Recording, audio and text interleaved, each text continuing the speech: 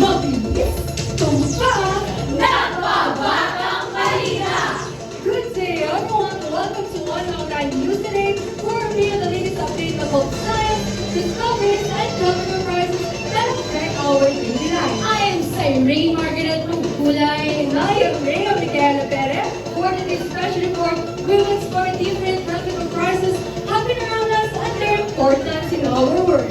Then this is One Online! For our first report about combustion and its effect on air pollution. Let's hear from Andrea Cristobal and Liz Fiona Abion reporting live.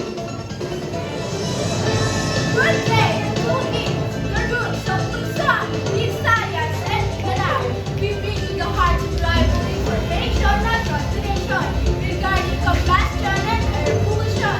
That's right. To understand why the earth is like this, you have to understand combustion. Where the scientific word for burning. Every single carbon behind us uses a chemical reaction. They mix fuel with oxygen so that they can create energy for our vehicles like jeepneys, cars, and boats. In our world, chemical reaction would be unique. Perfect combustion only creates carbon dioxide and water vapor. That's exactly why the world is trying to switch to electric power and solar cars. And that imperfect burn is the real culprit. Because it isn't perfect, it releases harmful byproducts into our air. We get carbon monoxide, poisonous chemicals. The intense heat also creates nitrogen oxide, which can create climate change. Exactly. These invisible gases and tiny particles don't just stay in air. They trap heat in our atmosphere and will get deep into our lungs when we breathe. To stop the burning process altogether. So everyone, next time you see a black smoke coming out of a tailpipe, remember it releases more carbon dioxide, trapping heat from the atmosphere, causing it to climate change. I am your field reporter, Elise Fiona Amyon, And I am Andrea Cristobal, bringing you the latest updates. we aim to inform you with ways and inspired voices. Uplifting truth. Back to the news desk.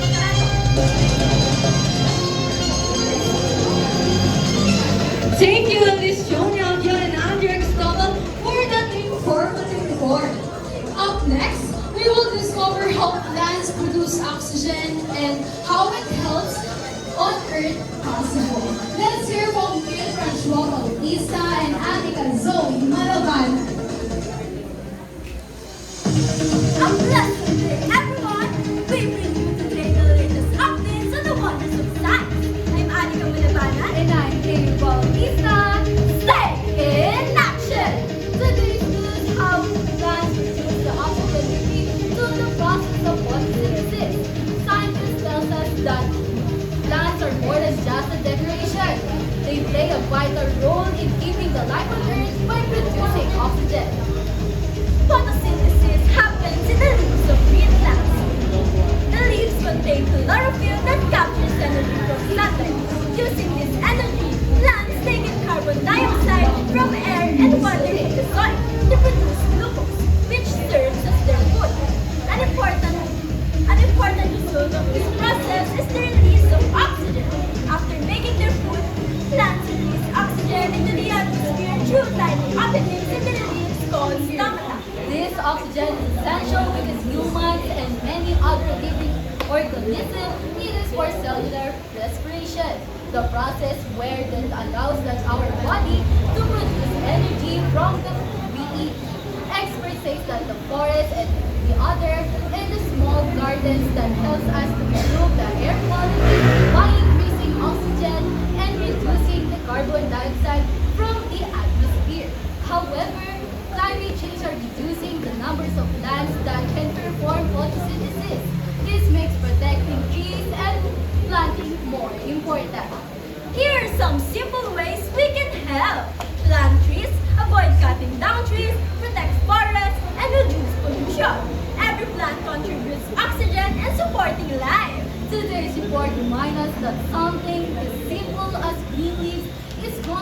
working to make our planet even better.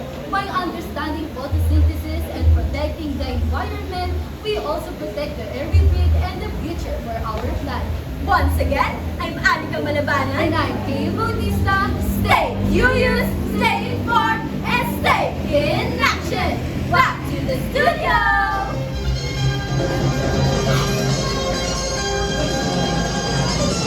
Thank you, Kel Francho Bautista and Anika Sophie Malabanan.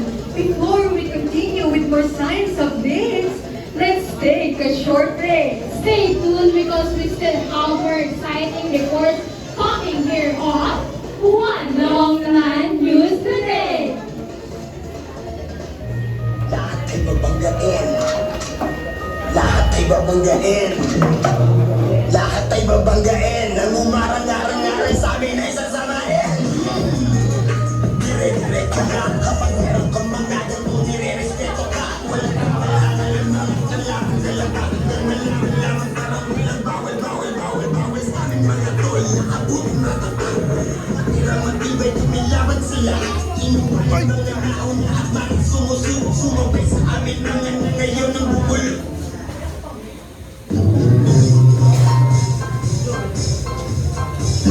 Isang araw, punta ako sa tindahan ni Aling Nena. Para bumili ng suka, burger, shampoo, toothpaste, toothbrush, noodles, yun lang. At tayo ko ating nabihan, isang lalaki ang kalunod sa pintana. Sundan na, laglag ng puso, nalaglag din ang suka, burger. Lahat ay babanggain. Lahat ay babanggain. Lahat ay babanggain. Nang umarang-arang-arang sa amin ay sasamahin. Dire-diretso lang kapag meron kang mga ganito, nire-respeto ka. Walang pangalaman, alam ka. Nang malaman, parang walang bawal sa aking mga tao. Ako ang nakakal. Matirang matibay kami laban sa lahat.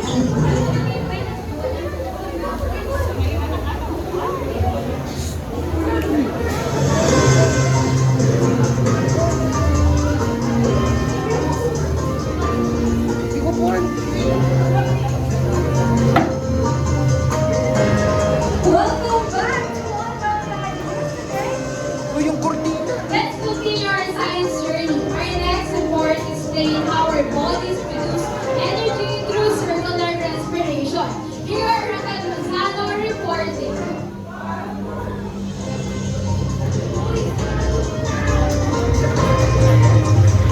Thank you, Sir David Rhea. I'm channeled right here at one of the names here in Amadeo.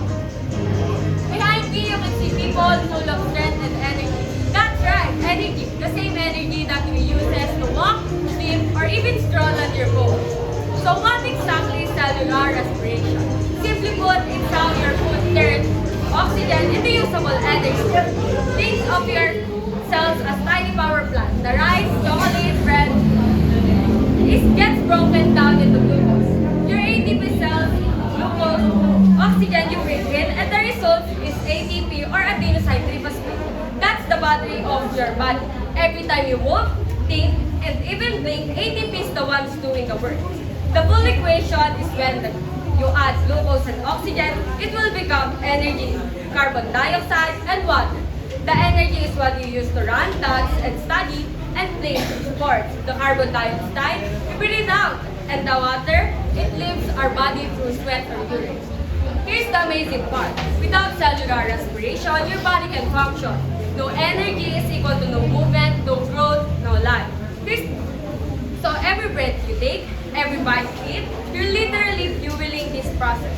The next time you feel tired after the long day, remember that your cells are working overtime to release energy for you. That's all for today. Again, I am Raquel Manzano, reminding you that the biggest power plant isn't in the city. It's inside. Back to the studio.